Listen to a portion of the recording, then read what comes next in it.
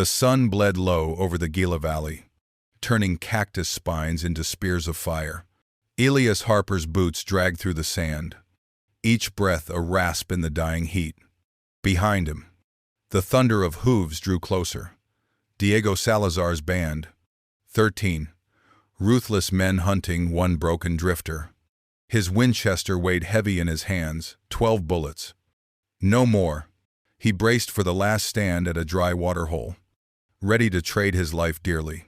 Then, from the yucca shadows, 8 painted Apache warriors rose, bows taut and carbines leveled. For the first time in weeks, Elias wasn't alone. The battle left the valley steeped in smoke and echoes. When the last gunshot faded into the cliffs, the desert air carried only the smell of powder and sweat. Elias Harper staggered, not quite believing he still breathed. Beyond the scarred ground, the Gila River shimmered faintly, its rare waters winding through a canyon of red stone and towering cactus. The land itself felt both merciless and alive, sunlight striking sharp across ridges, wind dragging grit over skin. The cry of a hawk cutting through silence. He had known many places in his years of drifting westward, but none like this. The Gila was a valley of contrast, bone-dry earth yet lined with secret pools, thorn brush, hiding blooms that burst red and yellow. For the Apache, who called it home, it was sacred. For men like Elias, it was unforgiving. They led him into camp with cautious eyes, weapons never far from reach. The Apache settlement rested along a bend of the river, where cottonwoods offered shade and the air carried a faint sweetness of mesquite smoke. Lodges of hide and stone blended with the earth itself, so that from a distance the camp looked born of the desert. Children paused their games to stare at him, while women carried water jars with quiet dignity. At the camp's heart stood Dasan, the elder. His hair was silver, his face etched with seasons of sun and loss. In his gaze flickered both sorrow and resolve, as though he bore not only his people's burdens, but the memory of centuries. Elias sensed at once the weight of judgment there. He was not welcomed as kin, but neither dismissed as enemy. Bezil, the war leader who had guided the warriors, carried himself like the edge of a drawn blade, sharp, proud, unyielding. It was clear the young fighters looked to him with reverence. His suspicion toward Elias was plain. Every glance measured whether the drifter was worth the blood spent in saving him. And then there was Ahyoka. She did not step forward yet, but Elias noticed her at the edge of the firelight, tall, poised, with long black hair glinting where strands were bound in silver. Her eyes were deep and steady, watching without judgment, but never without thought. She was younger than he expected, barely past 20, but something in her bearing spoke of education and purpose. It struck Elias as odd that she seemed to belong to both this desert and some other world beyond it.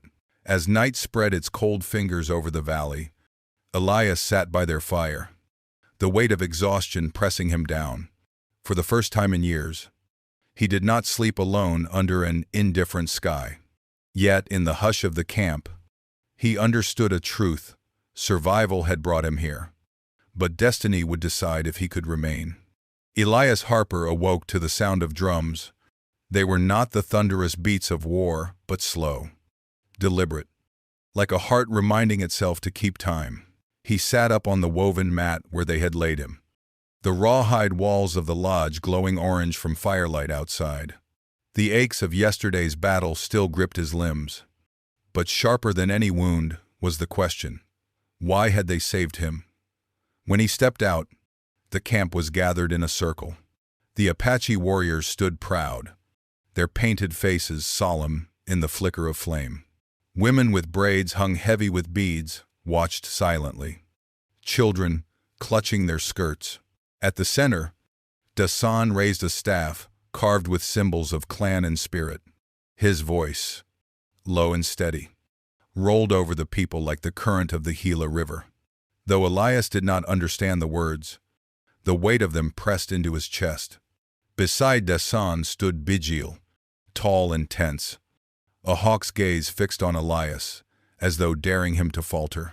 Around them, the warriors who had fought beside him last night bore the same look, a blend of curiosity and suspicion. He could feel their question. Unspoken, was this stranger a brother, or a danger waiting to turn? Then Dasan spoke in halting English, words hard-shaped by a tongue not raised to them. You fought with my sons. You bled with them. The spirits saw. He paused. Staff, striking earth. You are not enemy. You are gift. Elias shifted uneasily. He had been called many things in his life: drifter, deserter, outlaw, but never gift. From behind the elder, a figure moved forward. She stepped into the circle with a calm that seemed to part the firelight. Ahyoka. Her name rippled across the gathering as though it carried its own power. Elias's breath caught. She was dressed in a deerskin dress, worked with turquoise and quill, her hair flowing like black water over her shoulders. Silver flashed at her temples, where small clasps caught the fire's glow. But it was her eyes that held him dark. Intelligent, unwavering. They regarded him not as a man to fear nor to admire, but as one whose soul must be measured. Elias felt himself straightened under that gaze, as if stripped of pretense. Dasan extended his hand toward her. This is my daughter, Ahyoka, he said. She will be your wife. The words struck Elias harder than any bullet. Murmurs rippled through the camp, some approving, others sharp with surprise. He froze, unsure if he had misheard. But the solemn faces told him it was no jest. His voice cracked, dry from disbelief. I didn't ask for Bidzil. Stepped forward like a storm breaking, his hand tight on the hilt of his knife. You dare refuse what is given. You think yourself above us. His words, though in Apache, carried a sting. Elias understood well enough. Ahyoka raised her hand, silencing him without force. Her voice came clear, strong, touched with an accent, yet fluent. It is not refusal, she said, looking at Elias, but speaking to all. It is confusion. The white man does not know our ways. Her tone was not warm, nor hostile, it was exact. She was interpreting him as one might a text, giving no more than truth. Elias swallowed, meeting her eyes. For the first time, he sensed not just beauty, but authority. The quiet command of someone who carried her people's memory and future alike. Dasan's staff struck again. You saved my people from death. We give you life in return. You are bound now. Her hand is your tether. With it, you belong. The fire crackled in the silence that followed. Elias felt the weight of every eye upon him. Part of him longed to laugh at the absurdity who had lost everything, offered a wife by strangers. Yet another part, deeper and quieter, stirred with something he could not name. For years he had walked alone, chasing ghosts across deserts. Now, for reasons beyond his choosing, he was no longer untethered. When the gathering broke, Ahyoka approached him. She moved with the grace of someone raised between two worlds, her steps light as desert sand, her bearing straight as any woman of Santa Fe's schools. She stopped within arm's reach, her gaze steady. You do not have to like this, she said softly, her English precise, tinged with Spanish, but you must respect it. My father has spoken. To refuse is to shame him. To accept is to protect more than yourself. Elias met her eyes, searching. And what of you? Did you choose this? Her expression shifted, a flicker of something unreadable. I choose my people, she said at last. That is all I have ever chosen. She turned, leaving him with words that felt both shield and blade. Elias stood watching the sway of her braid as she vanished into the dark, the fire painting her silhouette against the canyon walls. For the first time since arriving in the Gila, Elias realized the war he had stumbled into was not only of bullets and blood, it was a war of belonging, of survival. of hearts bound where they had no wish to be bound. And in the center of it stood a woman whose gaze he could not shake, whose fate was now entwined with his own. The days that followed settled like dust over the Gila Valley, slow, fine, and persistent. Elias Harper learned quickly that survival in this camp meant more than breathing. It meant listening, watching, and bending himself to a rhythm older than any cattle trail he had ever ridden. At dawn, smoke from the cooking fires curled upward, carrying the scent of roasted corn and mesquite. Elias woke to the murmurs of women grinding seeds, the laughter of children running barefoot over packed earth, the low murmur of men discussing the day's hunt. He felt at once foreign and tethered, as though the camp breathed around him, while he remained a stone lodged in its stream. Ahyoka was his guide, not by choice, perhaps, but by decree. She approached their strange bond with a calm that unsettled him more than anger ever could. When he stumbled with the snares, she corrected his hands without softness. "Too tight," she said, pulling the rawhide cord until it sang. When he failed to spot the faint trace of water in dry riverbed cracks, she crouched low, fingertips brushing damp sand, eyes flicking up to him with a mix of disappointment and patience. "You must see with more than your eyes," she told him. "The desert hides what it does not want to give. If you do not respect that, you will die thirsty." Her words cut, but Elias endured them. He remembered Ohio's fields, green and generous, where water bubbled without asking. Here, every sip was a battle. He respected that, even if he resented being lectured like a child. One evening, after a long day tracking jackrabbits, Elias collapsed by the fire. His hands ached, his throat dry. But the sight of Ahyoka preparing the meat struck him with quiet awe. She moved swiftly, blade flashing in firelight, her braid falling forward as she worked. No gesture was wasted. "You were not always here," Elias said finally, surprising himself with the sound of his own voice. "You've seen other places." She paused, glancing at him. "Santa Fe. The sisters taught me letters, Spanish, English, the ways of your people." Her tone carried no boast. It was fact, delivered as coolly as the desert night. "Then why come back?" Her hands slowed over the meat. "Because letters do not stop soldiers. Prayers do not keep land. Here, I am needed." Elias heard the unspoken layer her people had chosen her as their bridge, the one who could speak both tongues. She had not been given a choice. He felt a pang of kinship. He too had been driven by duty, not of his own making. First as a son, then as a soldier, and now as something else entirely. In the days that stretched into weeks, small exchanges accumulated. She taught him to taste the sweetness of cactus fruit and the bitterness of desert sage. He showed her how to mend a saddle strap with sturdy stitching, and she did not mock his clumsy fingers. They shared silence as often as words. And in those silences, Elias found himself studying her, the curve of her jaw, the firelight glinting off her earrings, the way her eyes sharpened when she measured the horizon. Once, while gathering mesquite pods, Elias asked without thinking, "Do you ever want more than this, a life without fear of soldiers?" Without hunger, her reply came soft but edged. "Wanting does not change the desert. You learn to live with what is given, or you de-wishing." It silenced him, but the words stayed. He realized she did not speak only of the desert.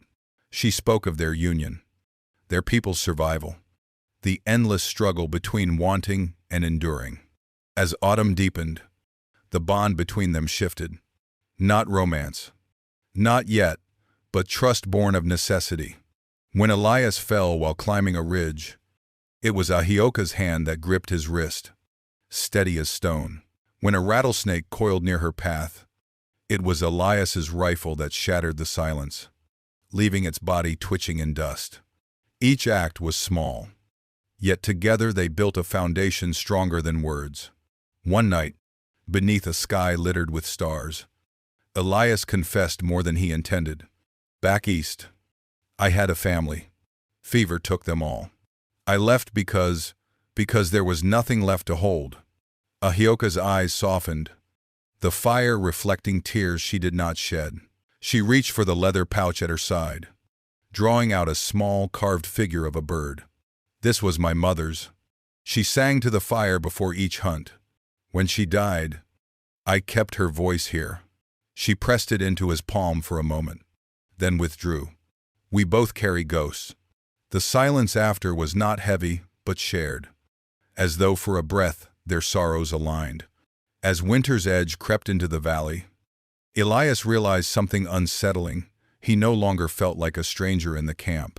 Children no longer stared but waved when he passed. Warriors nodded, some grudging, some approving, and Ahyoka, though her words remained sharp, no longer looked at him as an outsider. She looked at him as someone who had begun to belong. For Elias, who had drifted for years like tumbleweed across plains, the feeling was both comfort and terror. Comfort, because the weight of loneliness eased. Terror, because he knew nothing so fragile as belonging could last forever. And yet, when he saw Ahyoka glance at him across the firelight, her expression unreadable but no longer distant, he felt a stirring, deep inside, a thought he dared not name. A hope as dangerous as it was necessary. The first warning came with the dust. A thin veil on the horizon. Too steady to be wind. Too broad to be buffalo. By midday, a scout galloped into camp, face tight with urgency. "Kazan, ever you," he shouted in Apache. The word, like a whip, cracked soldiers. Elias stood beside Bidziel as the news spread. Men gripped their weapons. Women clutched children. The air turned heavy with dread. Even before the rider finished, Elias knew who led them. He had heard the name whispered like a curse. Lieutenant Colonel Silas Whitmore, the scourge of the southern plains. A man who believed the only good Apache was one driven onto reservation land or buried beneath it. That evening, a council gathered around the fire.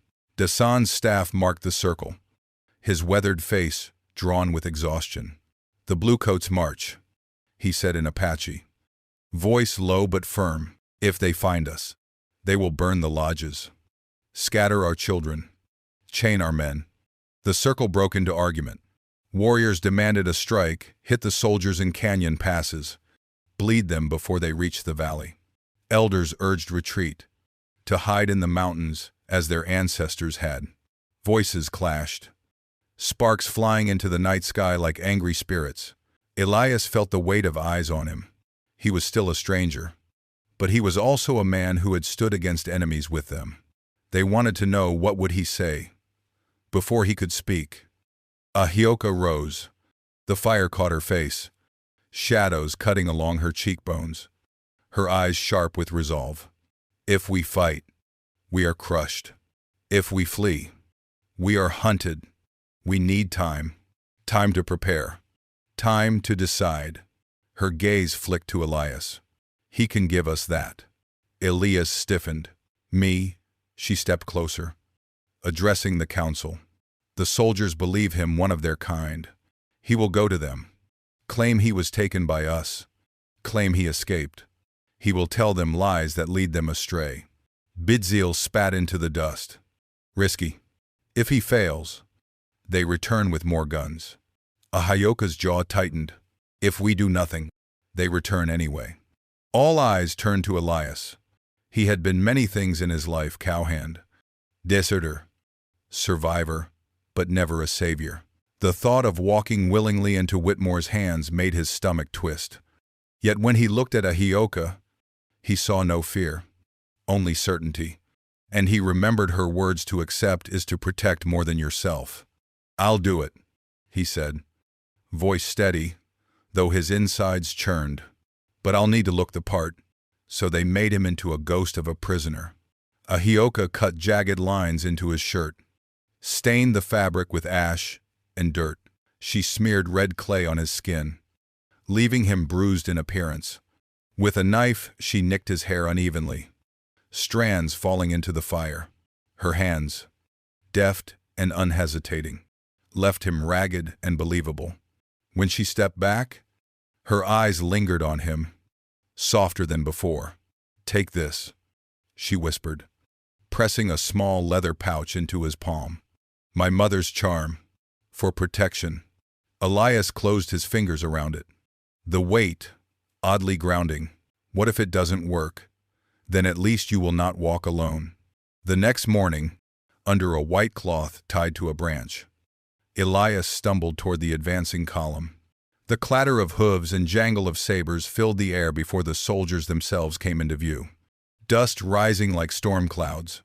At their head rode Whitmore, tall in his saddle, his mustache waxed to cruel points, his eyes pale as winter sky.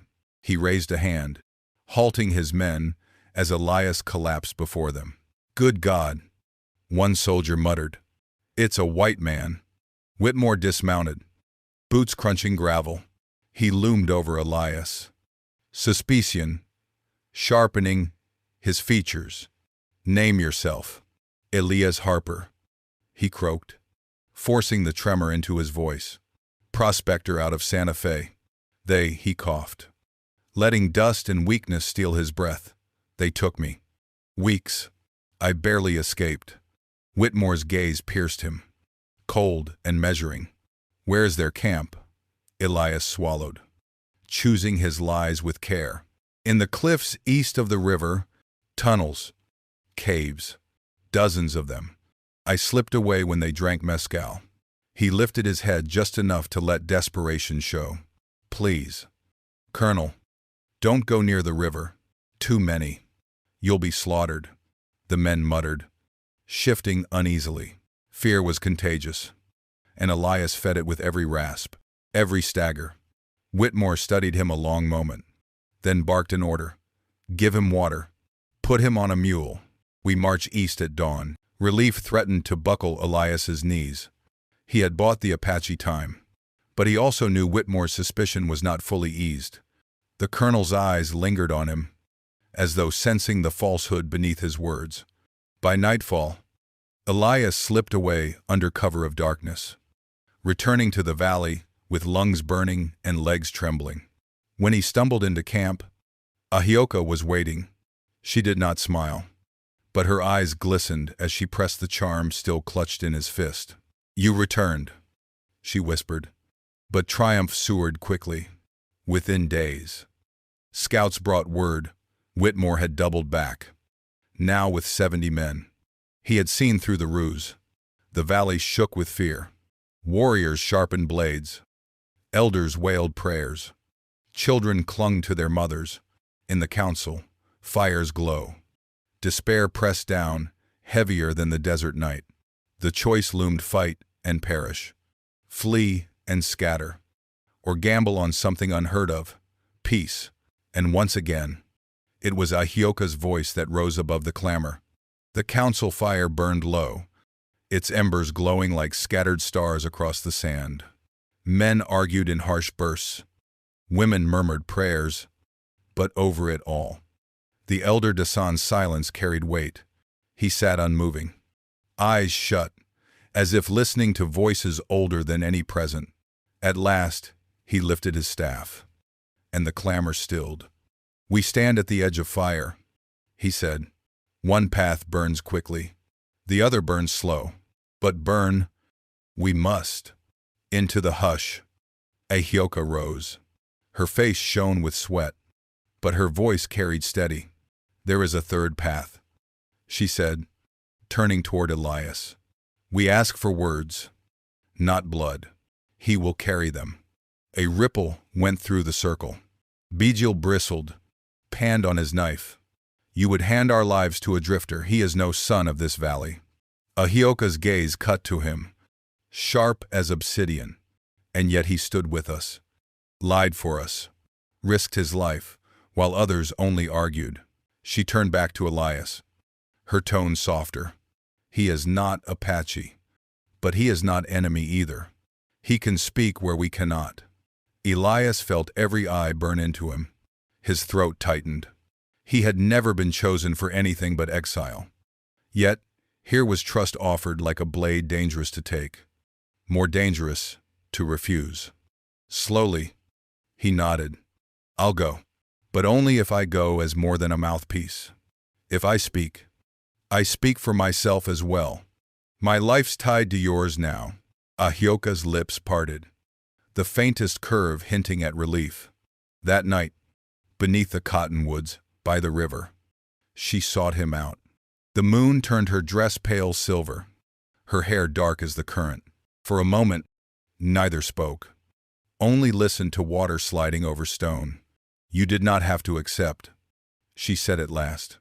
I didn't have to stay, Elias answered, but I did. Maybe that means something. She studied him, her eyes soft but searching. You are bound to me. Elias Harper, not by love, not yet but by survival. Do you resent that? He let out a breath, rough with honesty. I resented everything once. Losing my family, losing my land, wandering until I had nothing left. But here, his voice caught, here, I don't feel empty. For the first time, Ahyoka's stern composure cracked. She stepped closer, her hand brushing the pouch she had given him, still tied at his neck. My mother's charm was meant to keep me safe. I gave it to you, and you came back. Perhaps the spirits listen. Their eyes met, and something unspoken bridged the space fragile, dangerous, but undeniable. Elias reached for her hand, calloused fingers trembling as they touched. She did not pull away. The next day, preparations began. Elias rehearsed words, tested phrases in both English and Spanish, while Ahyoka guided his tongue. She was exacting, correcting his tone until each sentence rang with dignity. Do not beg, she warned. Speak as equal. Soldiers respect strength, not supplication. Meanwhile, the camp shifted. Warriors sharpened weapons not for attack but for defense. Elders gathered sacred bundles, ready to flee if talks failed. Children watched Elias with wide eyes, whispering, as though he were a spirit caught between worlds. On the morning of departure, Elias strapped his rifle across his back, though he knew he must not raise it. Ahyoka approached, fastening a strip of white cloth to his arm. Her fingers lingered longer than necessary. Remember, she murmured, you carry more than yourself. You carry our last chance. Elias met her gaze. And I carry you. Her breath caught, and for a heartbeat, the warrior's daughter seemed simply a woman, torn between duty and a stirring she could not name. Then she straightened, resolve returning like steel beneath silk. As Elias mounted the borrowed horse, the people gathered in silence. Some gave blessings, others muttered doubts. Only Ahyoka stepped close enough for him to hear. Come back to me, she said. It was not a command, nor quite a plea, but something fiercer, a vow. With that, Elias rode toward Whitmore's camp, the horizon burning with sunrise. Behind him, the valley waited, fragile as glass, and before him loomed a gamble that could shatter or save them all. For 3 days, the talks dragged like a wounded animal. Elias stood between Whitmore's steel-eyed soldiers and the Apache delegation, his voice raw from translating demands and denials. Whitmore wanted surrender, submission, proof of victory. The Apache wanted land, breath, the right to live as they always had. Each word seemed to build a wall higher than the last. But Elias did not break. He spoke not as drifter or outcast, but as a man tethered to both worlds. He reminded Whitmore of treaties broken, of blood already spilled. He reminded the Apache that survival sometimes meant bending so that the roots remained. His words carried not eloquence, but grit, shaped by nights of dust and loss, by the faith in Ahyoka's steady eyes. On the final evening, under a sun sinking red into the valley, Whitmore signed a fragile accord. The Apache would keep part of the Gila, their lodges and fields spared. In return, they swore not to raid beyond their borders. It was peace born of exhaustion, tenuous as thread, but peace nonetheless. When Elias returned to camp, Ahyoka was waiting. The firelight touched her face, and for once she smiled. Not the careful mask of duty, but a smile that reached her eyes. "You came back," she whispered. "I promised," he answered simply. Months later, spring broke across the valley. Wildflowers pushed through cracks in the red earth, their colors stubborn against the dust. Ahyoka cradled a newborn girl in her arms, swaddled in soft deerskin. Elias stood beside her, eyes damp as he brushed a finger across his daughter's cheek. Elias Harper, two worlds bound in one small body, breathing proof that love could grow even in the harshest soil. Around them, the camp sang, voices rising with drums. For the first time, Elias felt the valley was no longer a place of exile but of home. And when the wind swept through the cottonwoods, scattering petals, like prayers, Elias knew the Gila would remember this moment not for battles fought, but for the fragile bloom of hope planted in its dust. Thank you for walking beside Elias and Ahyoka through the dust of the Gila Valley. Stories like this remind us that the Wild West was not only guns and battles, but also love, sacrifice, and fragile hope. If this journey moved you, please like, share, and subscribe so more voices can rise from history's silence. Each story we tell keeps the frontier alive, not as a place of endless war, but as a land where hearts still dared to hope. Join us, and let these stories continue to bloom across time.